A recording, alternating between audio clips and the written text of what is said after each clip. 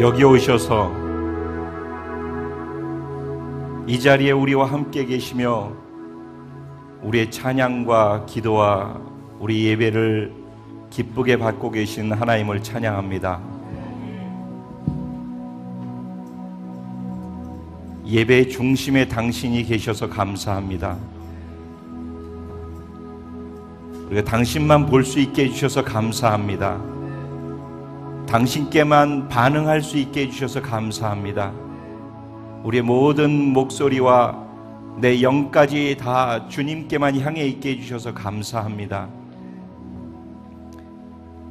이대로 주님을 바라보는 이 간절함과 사모함으로 주님이 나를 바라보시며 말씀하시는 음성을 듣기를 원합니다.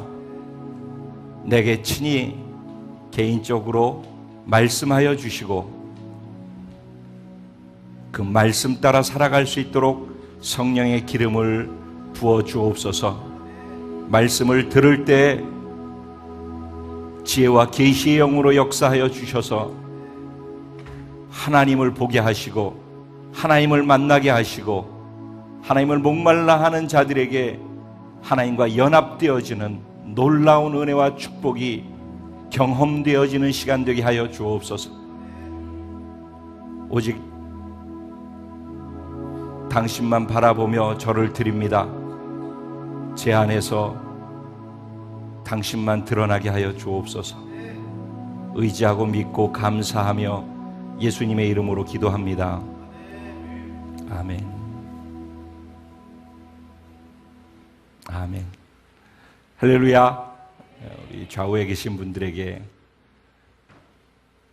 하나님이 여기 계십니다. 지금 하나님이 이 자리에 계십니다. 아멘.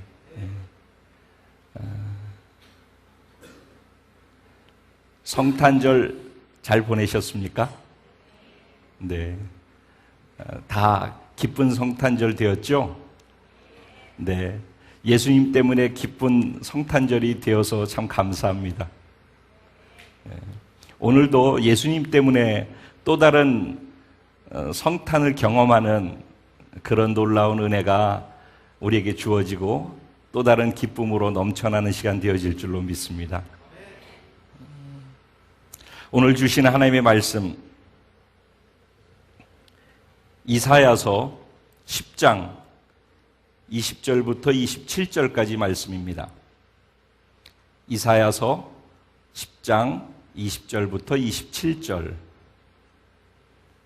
말씀을 우리가 봉독할 때 이 말씀 하나하나 또박또박 읽으면서 말씀 속에서 내게 개인적으로 말씀하시는 하나님의 음성을 들을 수 있는 그런 은혜까지 있게 되기를 소원합니다.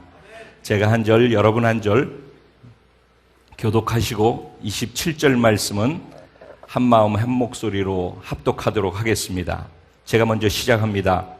그날에 이스라엘의 남은 자와 야곱 족속에 피난한 자들이 다시는 자기를 친자를 의지하지 아니하고 이스라엘의 기름 거룩하신 이 여호와를 진실하게 의지하리니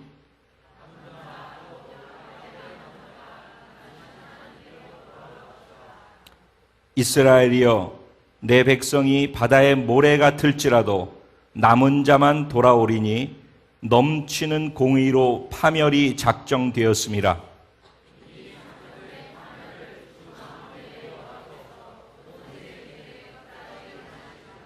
그러므로 주 만군의 여호와께서 이르시되 시온에 거주하는 내 백성들아 앗수르가 애굽이 한 것처럼 막대기로 너를 때리며 몽둥이를 들어 너를 칠지라도 그를 두려워하지 말라.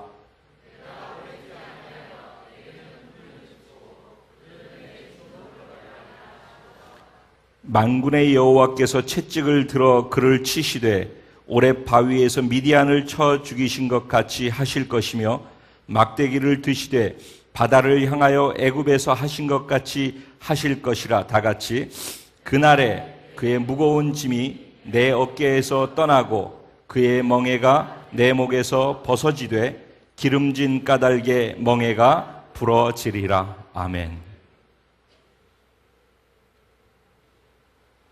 오늘 이 말씀 가지고 나의 성령님 이런 제목으로 주시는 은혜를 나누려고 합니다.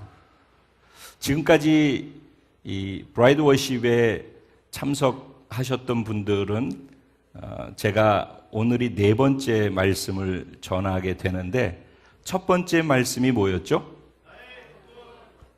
네, 안지호 목사님 잘하셨어요. 나의 복음. 두 번째 말씀이 무엇일까요? 나의 비전. 네. 세 번째는 나의 부흥. 그리고 올해를 마감하는 마지막 시간에 나의 성령님 이런 제목으로 하나님 주시는 마음을 나누고자 합니다.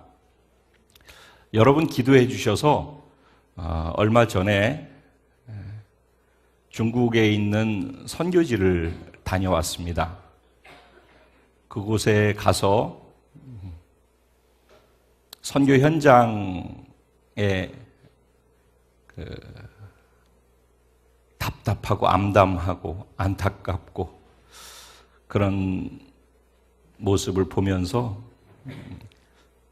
어떻게 하면은 이들이 하나님을 알고 예수 그리스도의 십자가의 은혜 가운데로 함께 들어올 수 있을까 이런 생각을 하면서 하나님의 마음으로 그들을 위해서 중보하고 그런 소중한 시간을 가질 수 있었습니다. 그리고 저희 파송한 선교사님을 격려하고 또 함께 마음을 나누는 시간도 가질 수 있었습니다.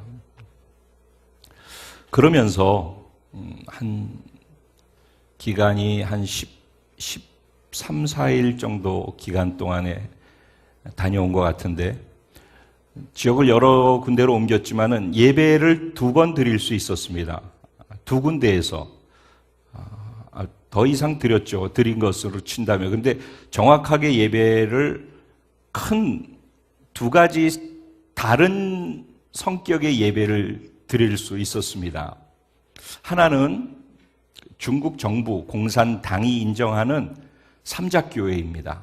삼작교회는 중국 정부가 인정하는 그렇지만은 모든 것이 다 되어 있지만은 목사님도 계시고 모든 교회에 진행하는 것이 되어 있지만은 그곳에는 공산당에서 파견한 교회 전체를 감시하고 또 공산당의 입장에서 교회에 개입해서 해야 할 것들을 지시하고 또 잘못된 것들은 당의 입장에서 바르게 잡아가기 위해서 목사님 말고 또 공산당에서 나와서 함께 이렇게 교회를 함께 이끌어가게 되어지는 것입니다.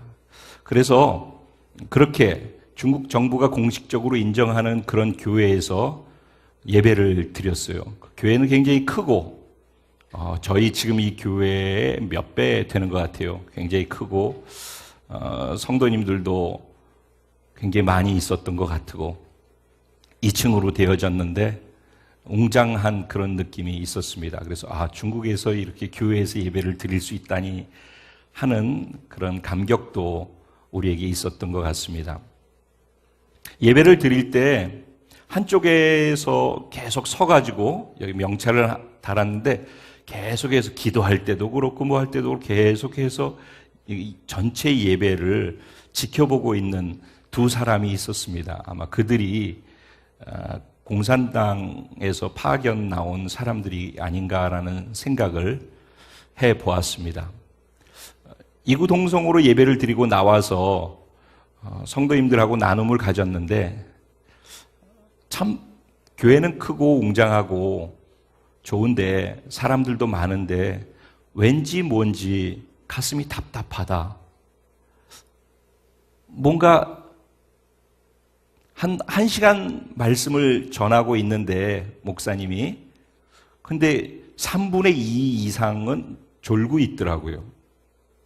성도님들이 거의 비몽사몽간에 그냥 앉아 계신 거죠. 그런 걸 보면서 한편 아쉬움과 안타까움이 저희들에게 있었습니다. 그리고 그 자리에서 그들을 위해서, 그리고 삼작교회에 있는 영혼들을 위해서, 중국 삼작교회를 위해서 중보기도를 할 수밖에 없는 그런 체험, 경험을 하는 시간을 가졌습니다. 그리고 저희가 장소를 옮긴 또 다른 곳에서 공식적으로 정부가 인정하지 않은, 중국 정부가 인정하는 그런 교회에서 드려지는, 통제 속에 드려지는 예배 말고 진짜 하나님 안에서 예배 드리고 싶다라고 하는 사람들이 소그룹으로, 소수로 모여서 아파트에서 숨어서 예배를 드리는, 우리가 일명 지하교회, 가정교회라고 얘기하는 그런 교회를 또 가게 되어졌습니다. 그래서 그곳에 가서 그들이 예배 드리는 곳에 참석해서 저희 그곳에 함께 갔던 성도님들께서 그 말씀도 전하고 간증도 하고 그런 시간을 갖고 함께 그들이 찬양하는 찬양 속에서 같이 찬양 안에 임재하시는 하나님을 경험하고 그런 예배를 또 저희가 드렸어요. 두 가지 예배, 중국 땅에 있는 두 가지 다른 성격의 교회, 그리고 그 다른 성격의 교회 속에서 드려지는 두 가지 다른 맛의 예배를 드렸던 것입니다. 이 교회와 이 교회의 차이가 어디에서 올까라는 생각을 제가 잠깐 해보았는데, 마침 저는 원래 말씀을 안 전하기로 되어 있었는데 앞에서 말씀을 전하고 간증하시는 분들이 짧게 말씀을 전하셔서 시간이 남는다고 저한테로 목사님께서 목사님이 말씀을 남은 시간을 좀 전해주시죠. 그래서 생각지 않게 입술을 열어서 말씀을 나누게 되어졌는데, 그때 제가 입에서 그냥 튀어나오면서 했던 얘기가 두 교회가 무엇이 차이인가 하는 것에 대한 얘기로부터 시작되어졌었습니다. 삼작교회가 다른 것은 다 해도 되는데 두 가지 단어에 대해서만 설교를 하지 않으면 됩니다. 두 단어. 그 단어 중에 첫 번째가 예수님의 부활에 관한 것입니다. 부활을 얘기하지 말라는 겁니다. 삼작교회에서는. 두 번째 단어는, 금지된 단어는 예수님의 재림입니다. 그러니까 다 해도 돼요. 두 가지만 하지 말라는 거예요. 하나는 뭐라고요? 부활. 또 하나는 뭐라고요? 재림.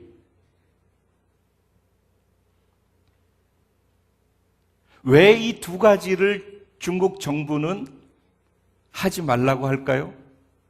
다 해도 돼. 성경에 있는 모든 내용을 다 얘기해도 돼. 예배도 드려도 되고, 간증도 하고, 찬양도 하고, 전도도 하고, 예수님 얘기도 하고, 다 해도 된다니까요. 그런데 부활, 재림 두 개만 하지 말래요. 그 두 단어가 왜 그렇게 뭐가 중요해서 그걸 하지 말라고 그럴까요? 기독교에서 부활과 재림, 이 두 가지는 소망에 관한 것입니다. 구원받은 믿는 자들이 구원받았다라는 것으로 이 땅에서 살아갈 수 있는 희망인 것입니다. 예수님이 십자가에서 우리를 위해서 죽으셨다. 그리고서 아무 일이 없으셨다. 그리고 무덤에 계속 계셨다. 그렇다면 또 다른 종교 중에 하나로 끝났을 것입니다. 예수님이 다른 종교와 다르게 기독교를 생명으로 만들어 놓으신 중요한 것은 부활 사건인 것입니다. 예수께서 부활하셨기 때문에 우리가 죽어도 부활할 수 있다라는 부활의 소망을 갖는 것이고, 그래서 예수님을 일컬어서 부활의 첫 열매가 되셨다라고 말씀하는 겁니다. 예수님은 부활의 첫 열매예요. 그리고 예수를 믿는 모든 하나님의 자녀들은 그 부활의 첫 열매가 부활하신 것처럼 모두가 부활한다는 것입니다. 그래서 그 부활 신앙을 가진 사람들이 초대교회 때 예수 믿는다는 이유 때문에 핍박을 받고 고문을 당하고 십자가에서 또 다른 죽음을 당하고 목이 베임을 당하고 톱으로 쓸려지는 죽음을 당하고 여기에 촌농을 다 기름을 발라서 그 사자와 검투사들과 싸우는 그 경기장에 들어가서 그 경기장에 촛불로서 그렇게 불을 밝히는 촛불로 불태워져서 살아있으면서 죽어야만 하는 그런 죽음을 당하고, 그리고 죽어있는 시체와 얼굴과 얼굴을 맞대서 구더기가 다 썩어있는 그런 시체 위에다가 생사람을 얹어가지고 같이 가둬놔서 함께 썩어서 죽도록 그런 고난을 당하게 했습니다. 초대교회 당시 예수 믿는 사람들을 그렇게 죽였습니다. 로마가. 그런 고통 속에서, 핍박 속에서, 박해 속에서 그리스도인들이 살았지만 그럼에도 불구하고 예수님은 점점 확장되어져 갔습니다. 초대교회는 점점 불같이 일어났습니다. 이유가 어디에 있었습니까? 우리를 죽여봐라. 우린 죽어도 산다. 그들에게는 부활신앙이 있었기 때문에 그렇게 죽음을 두려워하지 않고 살아갈 수가 있었던 것입니다.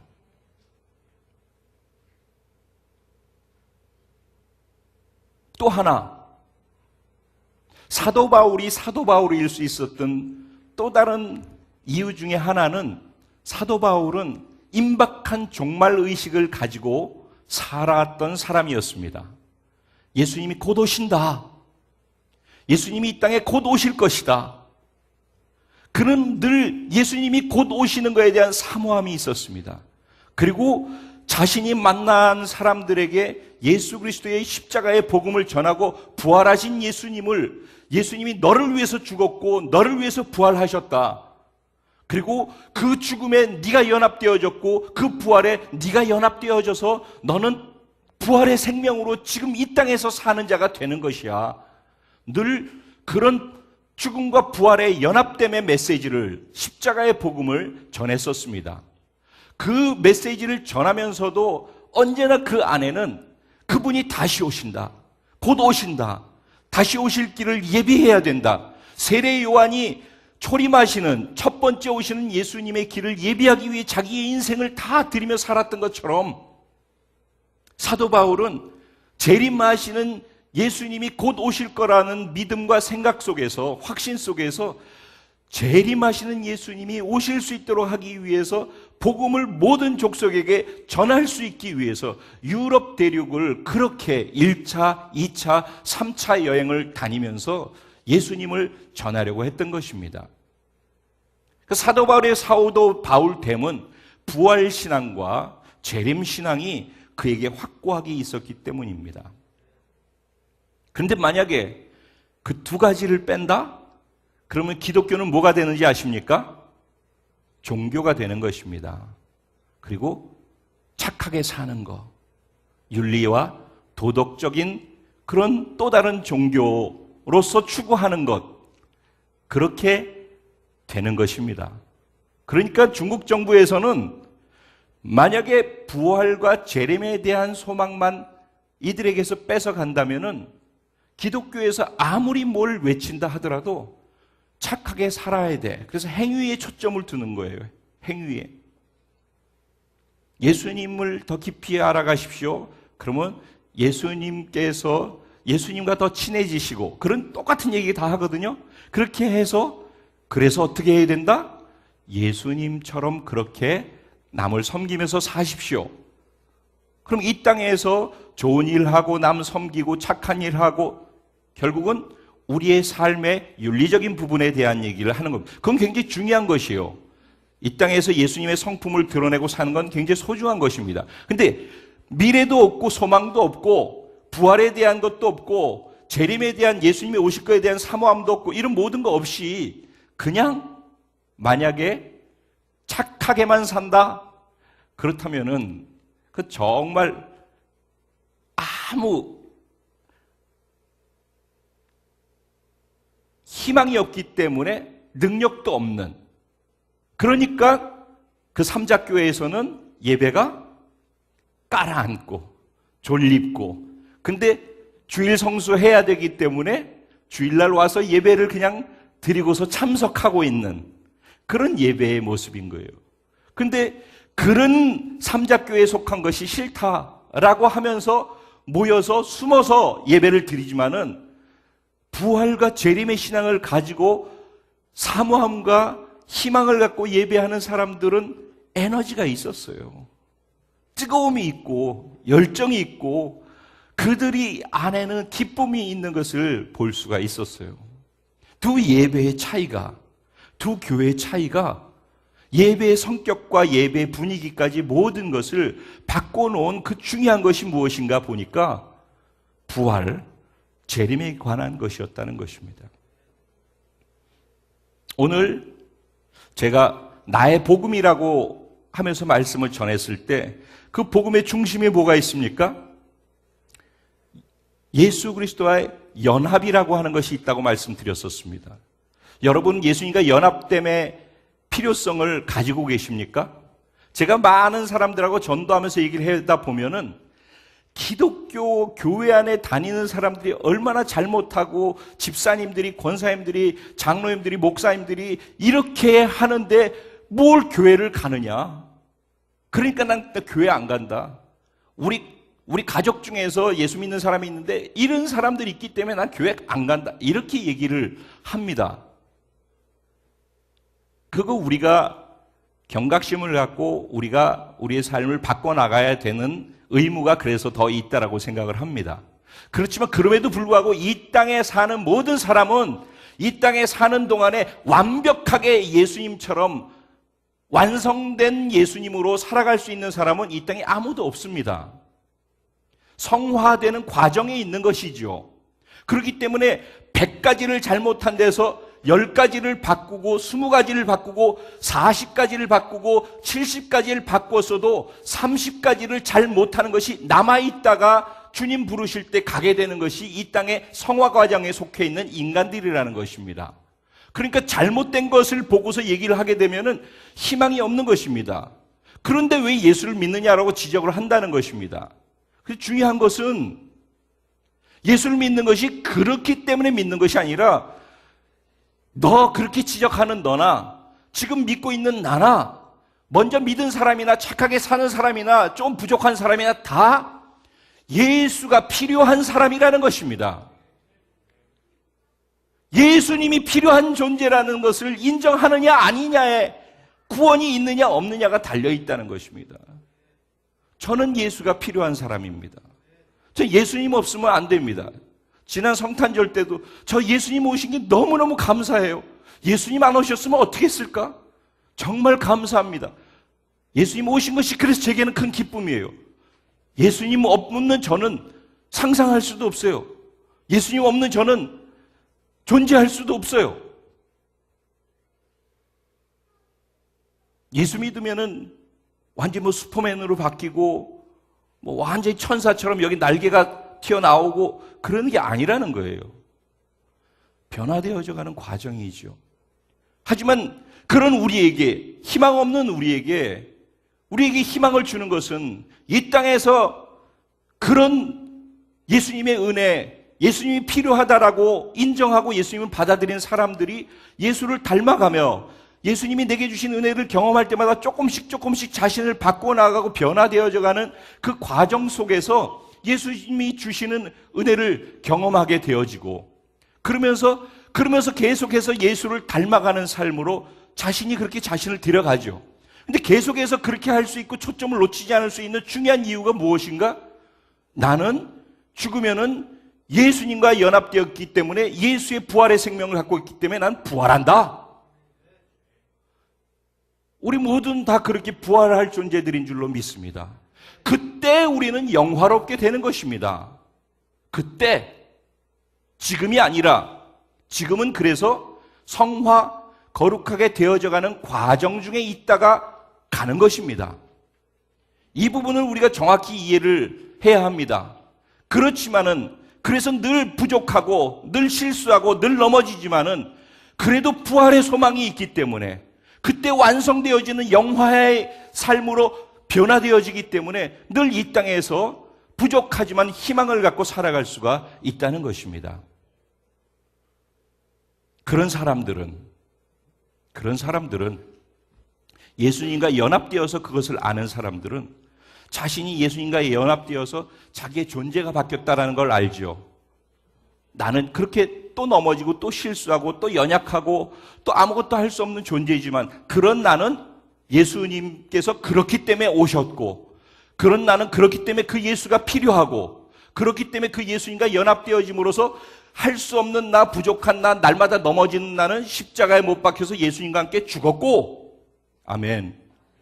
그리고 예수님의 거룩하심과 의로우심으로 연합되어져서 나는 예수님의 생명으로 예수의 가치로 예수의 인격으로 예수의 의로움으로 다시 태어난 존재다.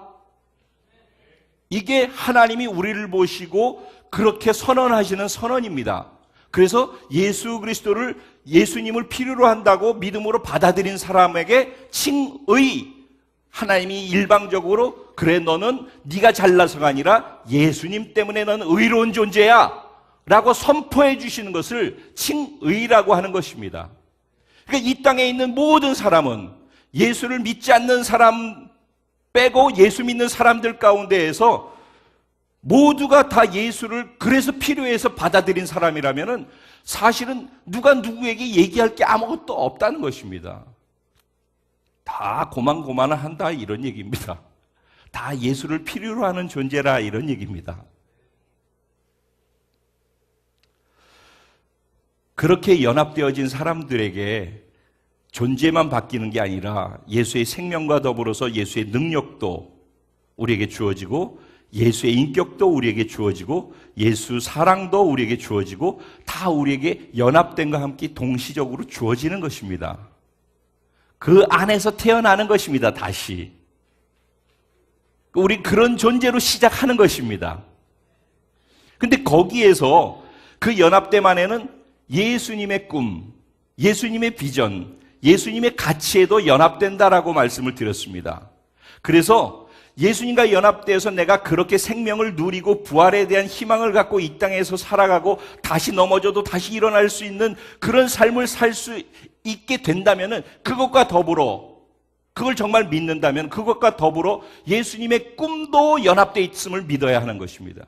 예수의 비전에도 연합되어 있다는 사실을 믿어야 하는 것입니다. 그래서 예수가 이 땅에서 왜 왔고 무엇을 꿈꾸고 우리에게 무엇을 꿈꾸고 있는 것을 우리에게 왜 연합해서 심어 주었는지도 알아야 한다는 것입니다. 그래서 나의 비전이라고 하는 이야기를 두 번째로 하게 되어졌던 것입니다. 예수의 비전이 하나님의 꿈을 자기의 비전으로 자기의 꿈으로 삼으신 것이고 이제 그 예수와 연합된 사람들이라면은 예수와 연합되어서 예수의 꿈을 자기의 꿈으로 삼은 사람들이 되는 것이라는 것입니다. 이거는 내가 알고 모르고 깨닫고 못 깨닫고의 문제일 뿐이지 이거는 필연적으로 그런 존재가 되어졌다라는 것으로 시작하는 것입니다. 구원받았다 하면 그러니까 예수와 존재 생명 안에서 구원받고 존재가 바뀌어서 존귀한 자가 됐다라는 것과 더불어서 예수의 꿈과 비전과 소망에도 동시적으로 나한테 주어졌다라 이런 얘기입니다. 그러니까 이 비전은 어느 한 사람이 가질 수 있고 못 갖고 너는 능력이 있고 너는 신앙생활 많이 해서 갖고 나는 못 갖고 그런 게 아니라 예수를 믿고 구원을 받았다면은 동시적으로 다 주어진 그런 비전이라는 것입니다. 복음도 구원도 우리에게 다 주어졌듯이 비전도 우리에게 다 주어졌다는 것입니다. 그런데 복음이 다 주어졌지만 구원이 다 주어졌지만 모두가 그 구원과 그 복음을 받아들이지 않는 것처럼 그리고 어떤 사람들만 받아들이는 것처럼 비전도 똑같이 다 주어졌지만은 모두가 받아들이지 않고 모른다는 것입니다. 그런데 사실은 우리에게 그 비전은 주어진 비전이라는 것입니다. 그러면은 그 예수님의 비전은 무엇이라고 말씀드렸습니까? 주님이 다시 오는 것입니다. 예수 재림하심으로 마무리를 짓는 것입니다. 그래서 재림신앙이 중요한 것입니다. 예수님 다시 오셔야지 이 땅의 마무리가 되어집니다. 우리들의 이 절망스러운 반복되어짐, 넘어짐, 또 실패하고 또 실수하면서 또 안타까워하는 이 모든 고뇌는 예수님이 오셔야지만 끝이 나는 것입니다. 그래서 정말 그것을 알고 그 절망을 아는 사람은 예수님 빨리 오실 수 있었으면 좋겠다. 그래서 예수님이 오심을 사모하는 것입니다. 그리고 예수님이 오시기 위해서 내가 할 수 있는 것은 무엇일까? 이 땅에서 그것에 내 삶의 에너지를 들이면서 살아가게 된다는 것입니다. 마치 예수님이 이 땅에 오신 목적을 위해서 살으셨던 것처럼 예수님과 연합된 우리가 예수님의 꿈을 꾸면서 그렇게 이 땅에서 예수님이 다시 오시는 것을 목적으로 살아가게 된다는 것입니다. 왜냐? 그것이 예수님이 바라는 꿈이기 때문에. 예수님은 지금도 다시 이 땅에 오시는 걸 꿈꾸고 계십니다. 여러분, 우리 교단의 교리는 이 땅이 적그리스도가 와서 이 땅의 모든 사람들을 고통스럽게 하고 이 땅에 큰 환란이 있게 되어지는 그런 시간을 맞게 되는데 성경에 나와 있거든요. 그런 일이 있을 것이라고. 근데 제가 속해 있는 교단의 교리는 그렇게 되어지는 7년 환란 직전에 예수님이 오신다라는 것을 믿는 것입니다. 그래서 이 땅에서 환란을 통과하는 게 아니라 예수님이 환란 직전에 우리들을 휴거해서 올려 보낸다라고 믿고 있습니다. 저는 그렇게 믿고 있습니다. 그래서 저는 이 땅에서 정말로 신랑 예수를 사모해서 순결하게 신랑을 기다리면서 준비하고 신랑 오실 길을 예비하면서 살았던 그런 사람들은 예수님이 오시는 그때, 재림하시는 그때 다 휴거돼서 올라가서 하늘에서 공중에서 혼인잔치 할 것이라고 저는 믿습니다. 그래서 밑에서는 7년 환란을 적그리스도로 말미암아 겪게 되어질 때 위에서는 7년 혼인잔치를 하게 될 것이라고 저는 그렇게 믿습니다. 그래서 저는 환란을 겪을 것을 준비하는 믿음이 아니라 이 땅에서 언제 그날이 올지라도 예수님이 오시는 날을 준비하기 위해서 단장된 신부로 자기 자신을 준비하며 신랑이 오시는 길을 예비하는데 자신의 에너지와 시간을 쓰는데 제 마음과 제 생각과 제 에너지를 드리기 원하는 것이고 저희 공동체에 속해 있는 지체들이 그렇게 우리 각자 가지고 있는 에너지를 거기다 드리면서 살아갈 수 있게 되기를 간절히 바라는 것입니다. 재림신앙은 이렇게 중요합니다. 부활과 신앙과 함께 예수님이 다시 오심을 사모하는 그게 우리의 비전이라는 것입니다. 그리고 사모하기 때문에 예수님이 다시 오심 준비하면서 이 땅에서 예수님 모든 족속으로 제자를 삼아라. 그들이 다 복음을 들어야 내가 그제서 끝이 오고 내가 그때 올 것이다. 말씀을 하신 그 말씀을 내가 믿고 그렇게 살아가고 있다는 것입니다. 여기 계신 한 분 한 분들이 그런 부활신앙 안에, 그런 재림신앙 안에 예수님 다시 오심을 세례요한처럼 준비할 줄 아는, 사도 바울처럼 준비하며 살아가는 그런 은혜가 있게 되기를 주님의 이름으로 축원드립니다. 그렇게 살아가는 데 있어서 그 하나님의 꿈, 예수님의 꿈을 이루는데 중요하게 그 모든 것을 성취하게 만드는 유일한 게 무엇인가? 성령님이라는 것입니다. 하나님의 꿈을 인간이 이루어 드릴 수가 없는 것입니다. 하나님의 꿈은 하나님이 이루시는 것입니다. 그래서 하나님이 계획하셨던 그 꿈을 예수 하나님께서 이 땅에 오셔서 이루어 놓으시고 예수님이 이루어 놓으신 것을 성령 하나님께서 마지막으로 마무리를 지으시면서 예수님이 다시 오셔서 이 땅을 마무리하는 그 사역을 성령님이 행하시로 그래서 결국은 하나님의 꿈을 하나님이 이루시는 것입니다. 그래서 성령님이 중요한 것입니다. 그래서 나의 부흥이라고 얘기할 때 성령으로 말미암는 부흥을 그래서 말씀을 드렸던 것입니다. 성령이 아니고서는 안 된다는 것입니다. 개인의 삶도 성령님이 아니면은 이 땅에서 예수의 삶을 살아드릴 수 없고, 하나님의 꿈을 이루어 드리는 것도 성령이 아니고서는 하나님의 꿈을 성취해 나갈 수가 없다는 것입니다. 그런데 그 성령님께서 역사하시는 데 있어서 장애물이 무엇인가? 우리들이라고 말씀을 드렸습니다. 우리 자신. 그래서 지난번 말씀드릴 때 에스겔 37장 말씀을 나누었었죠. 지난달 기억하셔요? 예. 에스겔 37장에 뭐가 나오죠? 마른 뼈가 군대가 되는 이야기가 나오죠. 성령님이 역사하시는 데 있어서 굉장히 중요한 것이 있는데 그것이 무엇인가? 먼저는 자신이 마른 뼈라는 것을 인식하는 것입니다. 두 가지 인식이 너무너무 중요해요. 성령님이 역사하시는 데 있어서 두 가지 인식이 중요하다. 첫째는 내가 마른 뼈다. 나는 아무것도 할 수 없는 존재라는 것입니다. 내 힘으로 뭔가 할 수 있다라고 생각하는 한에는 성령님이 행하실 수 있는 자리가 없어집니다. 성령님은 내가 마른 뼈라는 것을 아는 데서부터 운행하기 시작합니다. 두 번째, 자신을 그런 존재라는 것을 아는 사람에게 성령님께서 임하시는데, 두 번째로는 성령님이 아니면은 안 된다. 성령님을 인정할 줄 아는 사람, 성령님을 의지할 줄 아는 사람, 성령님께 집중할 줄 아는 사람, 성령님을 목말라 하고 사모할 줄 아는 사람. 그래서 자신이 비워지고 성령님을 사모함으로 채워서 성령님이 스스로 행하실 수 있도록 하는 거에 전 초점을 맞출 줄 아는 사람. 그리고 그게 목말라서 자신의 삶에서 자기 개인의 삶도 그렇고 하나님의 꿈을 이루어드리기 위해서도 그것 때문에 자기의 모든 에너지를 거기에다 집중시킬 줄 아는 사람.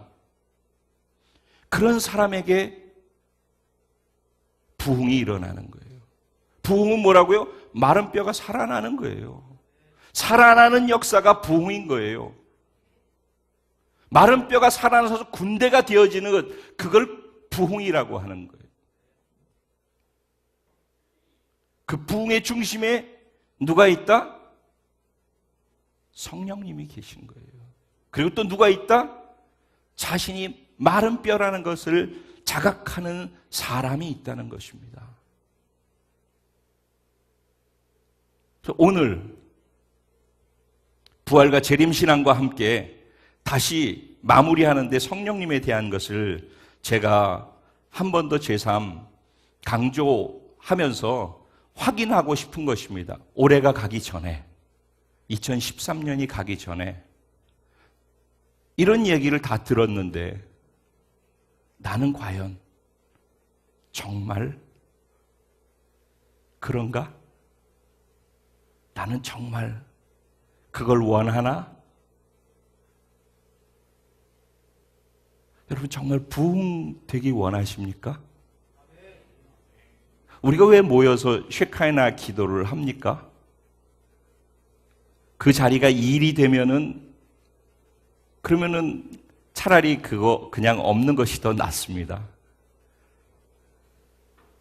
오늘 왜 우리가 모여서 이 자리에서 예배 드립니까? 예배는 유일하게 나를 비우고 주님으로 채울 수 있는 수단입니다.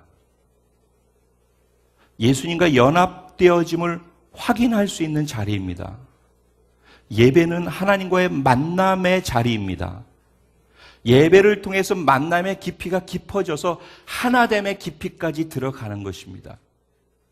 예배에 성공하느냐 실패하느냐는 이 예배 속에서 하나님을 만나는 만남이 개인적으로 있느냐 없느냐에 있고, 그 성공의 깊이가 얼마나 깊어지느냐 하는 것은 그 만남의 깊이가 얼마나 깊어지느냐에 있고, 예배의 가장 깊은 정점에 성공을 한다라는 이야기는 예수님과 내가 십자가에서 연합되어서 이미 하나 되어졌는데 그 존재적으로나 선포되어진 진리 안에서의 연합됨이 아니라 지금 이 시간 내가 그 연합되었다라고 하는 선언을 지금 이 시간 내가 경험함으로, 연합됨을 경험함으로 지금 이 시간 이 예배 속에서 그를 만나고 있느냐 하는 것입니다. 이게 예배의 정점인 것입니다. 예배는 그러니까 만남의 가장 깊은 곳에서 연합을 경험하는 예배로 들어갈 때 예배가 진짜 성공하느냐 실패하느냐를 거기에서 가늠짓게 되어지는 것입니다. 이게 왜 중요하냐? 오늘 본문의 내용에 보면은 쭉 우리가 읽은 내용이 있지 않습니까? 이 내용 가운데 보면은 그 당시 이스라엘 백성들, 유다도 마찬가지였습니다. 결국 북이스라엘이 더 먼저 그 나라가 망하게 되어지고 정복당한 그 상황 속에서 억압, 압제, 그리고 그들이 고통을 주는 모든 고통 속에서 살아야만 했습니다. 여기 보면 아수르가 톱과 망치와 몽둥이가 돼서 그들을, 이스라엘 백성들을 그렇게 팼다라는 표현이 있습니다. 그러니까 얼마나 고통스러운 시간들을 보냈는가 하는 것을 알 수 있죠. 왜 하나님께서 하나님의 백성들을 아수르의 손에 넘겼을까요? 이스라엘 백성들이 하나님을 의지하지 아니하고 자기를 치는 아수르를 의지했다는 것입니다. 이스라엘 백성들이 자기를, 아수르가 쳐들어와서 이스라엘 백성들을 정복했는데 오늘 본문의 내용에 보면은 이스라엘 백성들이 아수르를 의지했다라고 얘기를 합니다. 그 의지했던 아수르가 그들을 친 것입니다. 다른 말로 얘기해서 이스라엘 백성들은 하나님을 믿는 하나님의 백성들 아닙니까? 그런데 그들이 하나님만 바라보고 하나님의 전능하심과 하나님의 위대하심과 하나님의 행하심 안에 있지 아니하고 하나님을 믿는다고 하면서 하나님의 백성이면서 아수르를 의지했다는 것입니다. 이 세상에 다른 것을 의지했다는 것입니다. 다른 것이 나를 살려주고 다른 것이 나를 이기게 하고 새롭게 하고 나한테 좋은 것을 줄 것이라고 생각을 했다는 것입니다. 그리고 그들이 아수르가 하고 있는 것 가운데 좋아 보이는 것들을 우상숭배도 따라하고 다 따라하는 것입니다. 그들에게 하나님이 없어졌어요. 하나님의 백성인데 하나님은 없는 거예요. 그렇게 계속 타락하면서 갈 때 하나님께서 그들이 의지하는 아수르를 들어서 이스라엘 백성을 친 겁니다. 그러니까 아수르는 하나님의 손에 들린 몽둥이 같은 거였어요. 하나님의 백성들을 징계하기 위해, 사랑하기 때문에 징계하는 징계의 매와 같은 역할을 했다는 것입니다. 그런데 아수르가 교만해서 자기가 뭔가 되기 때문에 이스라엘 백성들을 그렇게 한 것으로 착각을 했다는 거예요.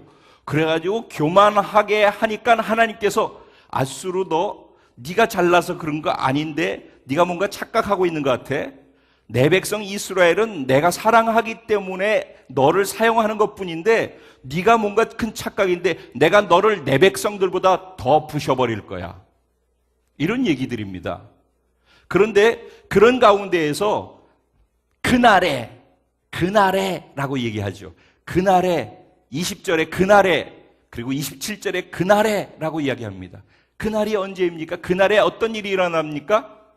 이스라엘의 남은 자들이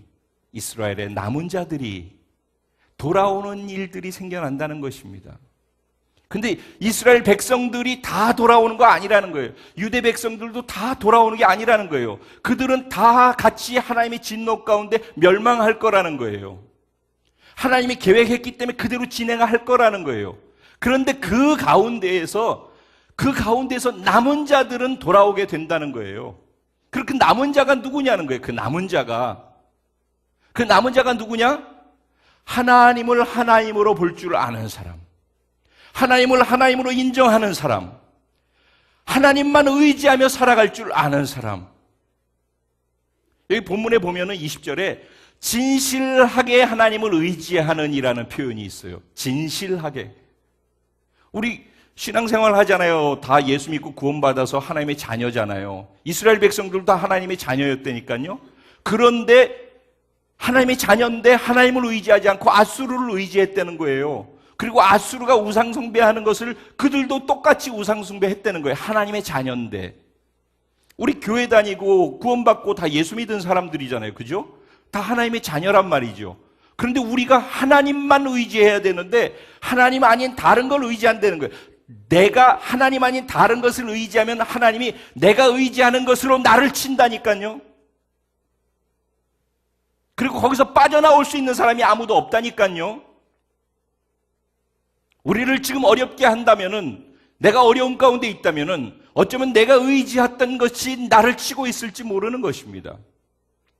그런데 모두가 거기서 빠져나올 수 없지만은 빠져나올 수 있는 남은 자들이 있는데, 그 남은 자가 누구냐? 하나님만 의지할 줄 아는 자. 그것도 그냥이 아니라 진실되게, 말로만이 아니라 모양만이 아니라 진심으로 하나님만 의지할 줄 아는 자.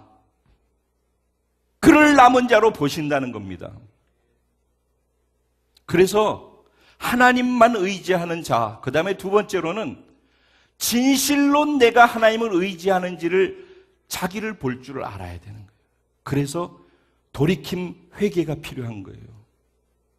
내가 정말 하나님을 의지하는 게 맞나? 내가 진짜 내가 믿습니다라고 하고 아멘하고 하나님을 찬양하고 다 하는데, 아까 제가 찬양하는 거 참 은혜 많이 받았거든요. 근데 사실은 오늘 찬양의 가사 내용, 처음 시작한 것부터 마지막 끝까지의 모든 내용이 오늘 제가 말씀하는 그 내용하고 똑같은 얘기예요. 여러분이 만약에 이 찬양을 하면서 찬양의 가사 하나하나를 여러분이 진짜 여러분의 신앙 고백으로 만나고 그 가사 안에 여러분 스스로가 녹아 들어가고 그 가사에 빠지면서 여러분이 가사 속에서 하나님과 깊은 교제 속으로 들어갔다면은 연합돼서 하나됨의 깊이까지 들어왔을 거예요, 벌써. 오늘의 찬양이 그런 찬양이었어요. 근데 우리는 그런 시간을 다 가졌는데, 내가 그 찬양을 드리는 그 찬양의 가사가, 내 찬양의 고백이, 그 노래가 진심이냐는 거예요. 하나님은 진심으로 하나님을 의지하고 진심인 그 사람들을 남은 자로 보신다는 거예요. 그 사람들을 돌아오게 한다는 거예요. 그날에 어떤 일이 있다? 27절 말씀에 보면은 이렇게 얘기를 하고 있습니다. 그날에 그의 무거운 짐이 내 어깨에서 떠나고, 할렐루야, 그의 멍에가 내 목에서 벗어지되 기름진 까닭의 멍에가 부러지리라. 기름진 까닭에. 그날이 어떤 날이냐? 하나님을 하나님으로 볼 줄 알게 되는 날, 하나님을 진짜로 진심으로 의지하게 되는 날. 그래서 내가 그냥 생각하고 믿는다고 생각하고 그렇게 하면서 하나님의 자녀라고 교회 다닌다고 안심하고 편안하게 그러면서 세상 사람들 하는 거 똑같이 하고 살아가다가, 아, 이게 아니구나, 정말 내가 하나님만 의지하고 살아야지 하고 하나님께로만 초점을 돌리는, 진짜 그렇게 되는 진실되게 하나님을 의지하는 그날이 어떤 날인가? 진심으로 자기를 보고 깊은 자기 성찰 속에 깊은 회개가 있는 날. 그날이 어떤 일이 일어나는 날?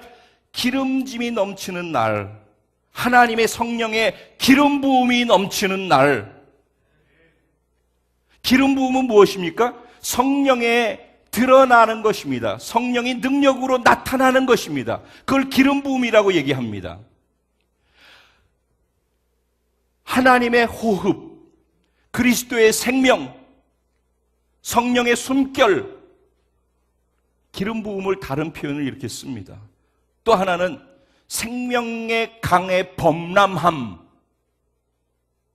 에스겔 47장에 보면은 성전에서부터 물이 쫄쫄쫄쫄쫄 나오기 시작해서 흐르는데, 그 성전에 물이 점점 차기 시작해서 발목까지 왔다, 무릎까지 왔다, 허리까지 왔다. 그 다음에는 내가 감당할 수 없는 정도로 높아져서 수영을 해서 내 몸을 가눌 수 없기 때문에 물에 나를 맡겨야만 하는, 그렇게 물이 차오르는, 그것을 뭐라고 했죠? 성령의 생명 강수라고 했어요. 그래서 그렇게 성전에서부터 터져나오는 쫄쫄쫄 흐르는 물이 점점 깊어져 가지고 생명 강수로 흘러가게 되는데, 그 강수가 흘러가는 곳 닿는 곳마다 나무가 무성하게 자라나고 번성하고, 그 물줄기가 흘러가는 곳마다 죽었던 곳이 살아나게 되고, 모든 곳에 생명이 다 소생하는 역사가 일어나고, 물고기들이 살아나고 번성케 되어지고, 그렇게 번성하고 번창케 되어지는 놀라운 일들이 일어났다고 그랬어요. 그게 성령의 기름 부으심으로 나타나는 결과들이라는 거예요. 우리를 누르고 있던 멍에들이 벗겨지는 날, 멍에가 부서지는 날, 성령의 기름 부음이 넘쳐나는 그날, 우리에게 넘쳐나는 그 기름짐 때문에 우리를 누르고 있던, 압제했던 쇠사슬, 멍에들 눈물 짓게 하고 고통 짓게 하고 슬퍼하며 상처 때문에 아파하고 질병 때문에 고통하고 모든 관계 속에서 깨어져서 신음하고 죄 때문에 절망하던 이 모든 나를 누르던 압박과 압제에서부터 자유케 되는 일이 일어난다는 것이에요. 그게 언제? 기름짐이 넘쳐나는 그날. 언제 기름짐이 넘쳐난다고요? 하나님을 제대로 하나님으로 볼 줄 아는 날. 그리고 자기 자신이 마른 뼈임을 알고 하나님 앞에서 진정으로 하나님을 의지하는 것으로 내가 나 자신을 성찰하면서 그렇지 못한 부분들을 회개함 가운데 바꿔나가는 그날. 그날이 언제입니까? 그날이 언제입니까? 오늘이라는 것입니다. 오늘 이 자리라는 것입니다. 오늘 이 해가 가기 전에, 2013년도를 넘기기 전에, 오늘 지금 이 시간 그 기름짐을 경험해야 되지 않겠습니까? 우리가 또 아는 지식을 갖고 또 한 번의 예배를 드리고 또 한 번의 말씀을 듣고 그리고 이 자리를 맞춰야 되겠습니까?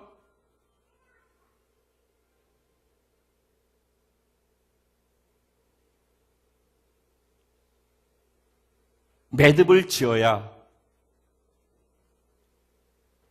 1월 1일을 맞는 것이 의미가 있지 않겠습니까? 그래야 새롭게 시작할 수 있지 않겠습니까?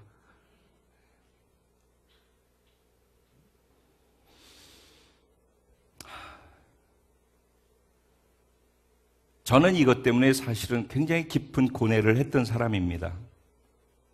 예수를 믿으면은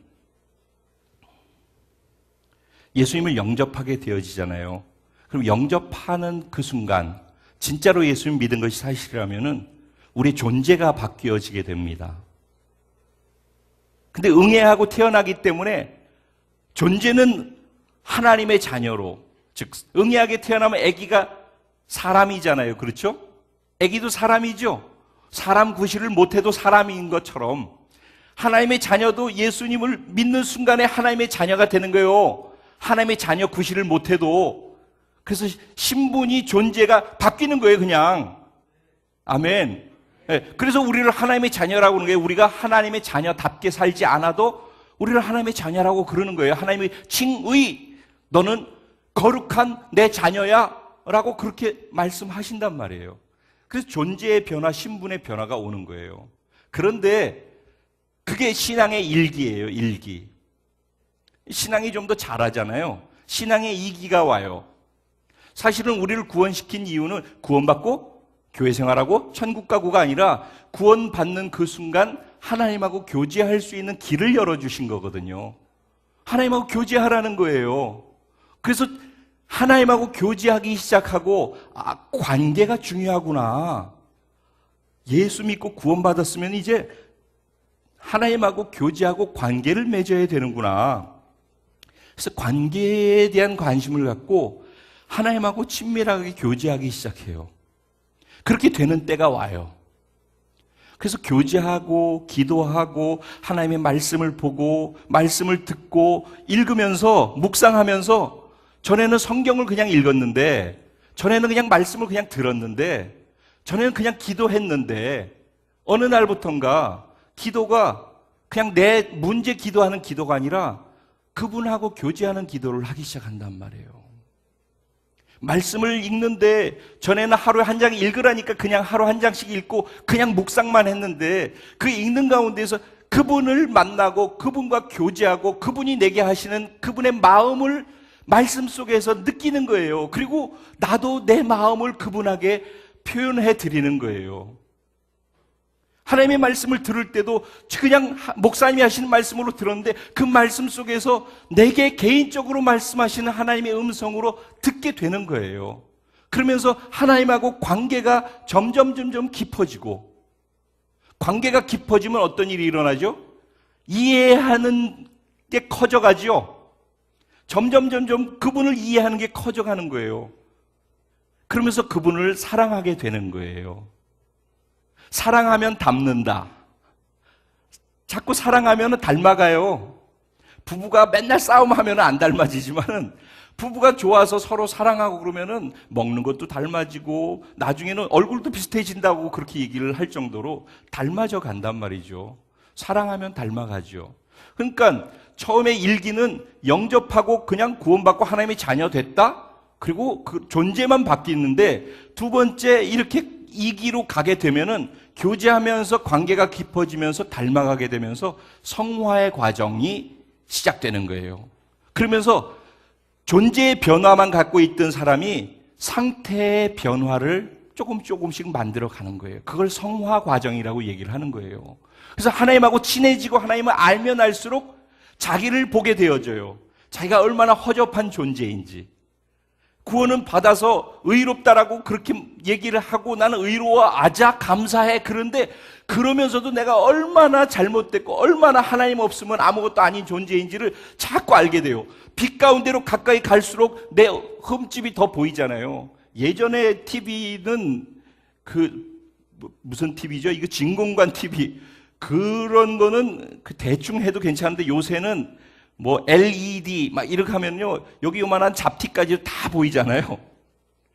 기술력이 발달해서 그렇죠. 빛이 정확하게 보여준단 말이에요.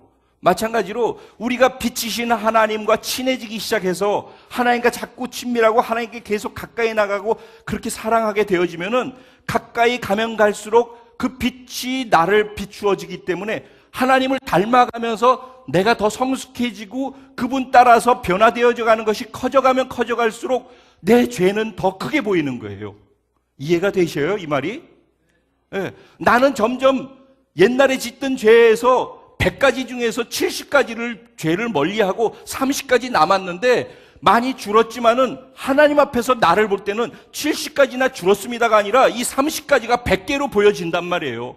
그리고 나는 이 세상의 최고의 죄인이야. 한 가지 죄만 갖고서도 나는 얼마나 큰 죄 가운데 있는가. 그런데 나를 용서해 주신 하나님, 그리고 이 죄를 어떻게 바꿔나갈까, 그런 싸움을 하게 된다는 거예요. 그러면서 존재의 변화에서 상태의 변화로, 그리고 예수님을 닮아가는 열매들을 맺어가게 되는 거예요. 그게 신앙의 이기라고 얘기를 해요. 그러다가 어느 순간에 그분하고 깊게 교제하면서 가다 보면은 내가 살아가는 이유에 대해서, 목적에 대해서, 나는 왜 숨쉬고 왜 존재하지? 예수님이 왜 나한테 이런 은혜를 주시고, 예수님이 왜 나한테 이런 능력을 주시고, 왜 나한테 이렇게 하시지? 이런 은혜와 이런 구원과 이런 걸 주시는 이유가 무엇이지? 하나하나 하나님을 알아가다 보면은 하나님의 꿈이 무엇이지? 예수님의 비전이 무엇이지? 그래서 부활신앙과 재림신앙으로 맞닥뜨려지면서 주님 오시게 하기 위해서 내가 뭘 해야 되겠구나. 이제는 자기 보면서 자기와 싸우고 예수를 닮아가는 성화의 과정을 하면서 뭘 하게 되냐면은, 예수님이란 뭘 하실까? 그걸 생각하게 되는 거예요. 그래서 내 삶을 살아가면서 나와 싸우는 삶을 넘어서서 더 그거 위에 예수로 살아드리는 것을 선택하는 거예요. 대가 지불, 헌신, 순종, 예수로 내 믿음을 통해서 예수로 살아드리는 결단, 내 감정대로 하고 싶은 대로 하고 내가 느끼는 대로 표현할 수 있지만은 이제는 그 모든 것들이 절제되어지면서 그렇게 할 수 있는 권한은 있어요. 내 권리지. 그런데 그런 것들을 다 억제하면서 예수라면 어떻게 하지? 이런 가운데 어떻게 하면 이 사람을 살릴 수 있지? 이런 고통스럽고 이렇게 분노하고 이렇게 자존심 상하고 이렇게 기분 나쁜데 이런 가운데에서 그럼 예수라면 어떻게 하실까? 예수를 드러내려고 하는 거예요. 예수의 능력은 예수를 드러내는 거예요. 성령과 점점 교제하고 깊어지면 깊어질수록 성령님이 예수로 살아갈 수 있도록 만들어 주시는데 예수의 인격과 성품을 닮아가는 성화만 하게 만드는 것이 아니라 예수의 능력으로 예수가 원하는 삶을 살아가도록 만든다는 것입니다. 이 땅에 예수님이 꿈꾸고 있는, 예수님이 다시 오고 싶어 하시는, 빨리 오기 원하는, 그래서 신부들과 하나 되어지는 시간을 갖기 원하는 그 간절함이 그 사람 안으로 계시되어진단 말입니다. 그리고 그 사람의 가지고 있는 시간과 장점과 에너지 모든 것을 그것을 위해서 쓸 수 있도록 대가 지불이 가능하기 시작한다는 것입니다. 깊이 들어가면 들어갈수록 깊은 곳으로 점점 들어갈수록 발목에 있을 때는 내가 걸어 다닐 수가 있어요. 물 걸어 다녀 보셨죠? 바닷가에 가서. 여기까지 오면은요, 달리기 하자라고 하면 이거 이렇게 하면서 뛰려면은 좀 힘들어요. 여기까지 물이 차면은요, 거기서 걸으려면은 이렇게 하고 걸어야 돼요. 이건 더 힘들어요. 그렇죠? 근데 물이 여기까지 넘어섰어요. 내 키를 넘어섰어요. 그때는 내가 할 수 있는 게 없어요. 내 스스로 나를 통제할 수가 없는 거예요. 내가 물에 맡겨지는 거예요. 바둥거릴수록 가라앉아요. 내 힘을 빼고 나를 비우면, 수영할 줄 아는 사람 다 알 거예요. 자기를 힘을 빼고 자기가 비워지면은 물 위에 뜨는 거예요. 그리고 물이 나를 끌고 가는 거예요. 이게 성령에 사로잡힌 삶이에요. 여러분, 예수님과 우리는 연합되어졌어요. 예수 그리스도라고 하죠. 그리스도가 뭐죠? 기름 부음 받은 자라는 뜻이에요. 그분은 기름 부음 받으신 분이에요. 왕으로서의 기름 부음, 제사장으로의 기름 부음, 선지자로서의 기름 부음을 다 받으셔서 우주의 왕이셔요. 그 기름 부음 받은 그분이 우리와 연합되어 있어요. 그분의 기름 부음은 우리 안에 이미 있어요. 그건 존재적으로 그렇다는 거예요. 상태적으로가 아니라. 그런데 이 안에 그런 기름 부음이 있는데 그것이 내 상태, 내 삶으로 드러나고 표현되어지고 경험되어질 수 있도록 하기 위해서 필요한 게 성령님이라는 거예요. 성령님이 우리 안에 잠자고 있는 그분의 생명과 능력을 끄집어 올려서 그분을 드러내시는 분이란 말이에요.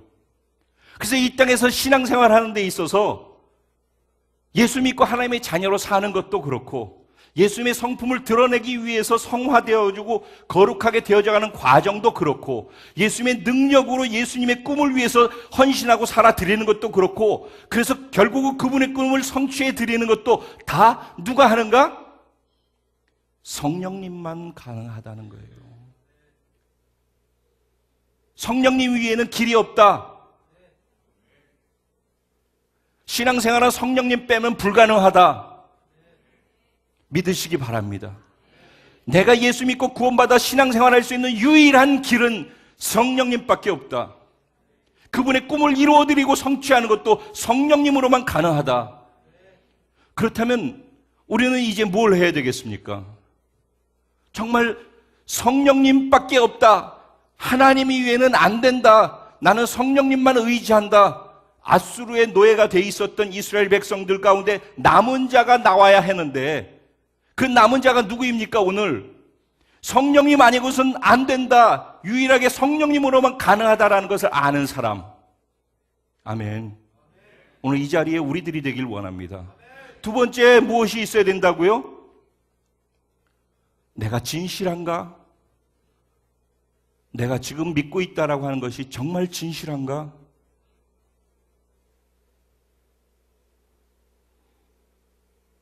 누구한테 보일 필요도 없어요. 누구한테 얘기할 것도 아니에요. 누구한테 증명할 필요도 없어요. 그걸 증명받고자 하는 사람이 여기 아무도 없으니까. 하지만 하나님께 증명해야 된다는 거예요. 우리 각자가. 그리고 성령님 아니고서는 부흥이라고 하는 것은 있을 수가 없고 우리들이 꿈꾸고 있는 비전은 이루어질 수 없다라는 것 정말 전제한다면은 여기 우리 인생을 걸고 우리 전부를 걸어서 올인할 수 있어야 하지 않겠습니까? 진짜라면은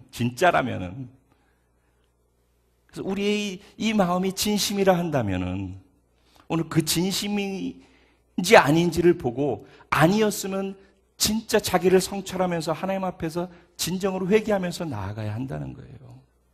그게 되어질 때 하나님밖에 성령님밖에 답이 없습니다라는 걸 알고 내가 마른 뼈라는 사실, 내가 얼마나 하나님 앞에서 거짓된 위장을 해놓고 마른 뼈에 색칠을 하고 마치 살아서 군대인 것처럼 있었던 그런 모든 것들을 다 접어놓고 하나님 앞에서 정직하게 서는 거예요.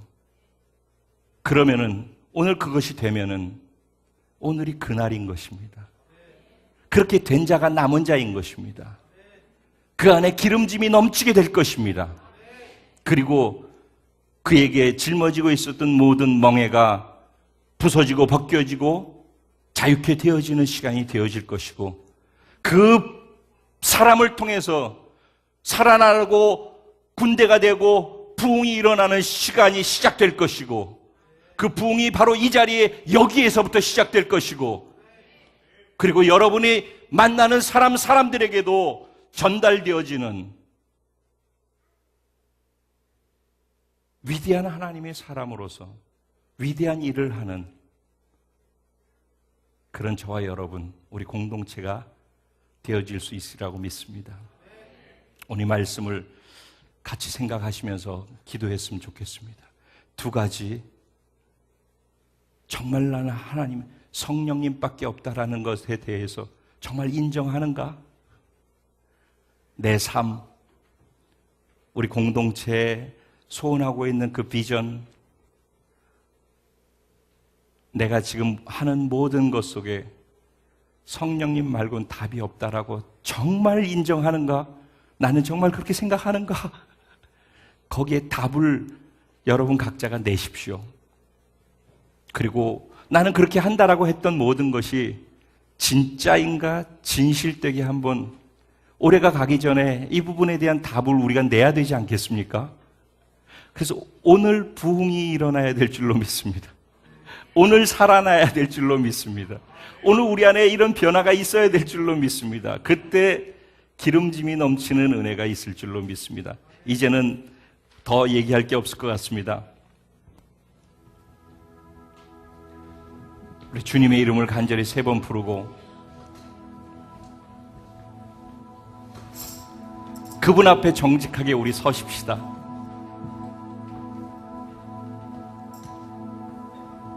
그분께 눈을 마주치십시다.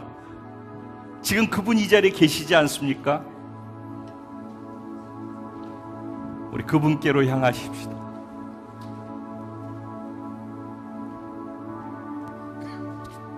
잠잠해도 좋습니다. 간절히 통성으로 기도해도 좋습니다. 기도의 방법은 어찌해도 좋습니다. 그분 앞에 서십시오. 그분 앞에 벌거벗어지십시오. 그리고 그분 앞에 그분과 마주 대하면서 그분의 마음을 읽고 그분께 나를 고백하고 그분의 고백을 들었으면 좋겠습니다.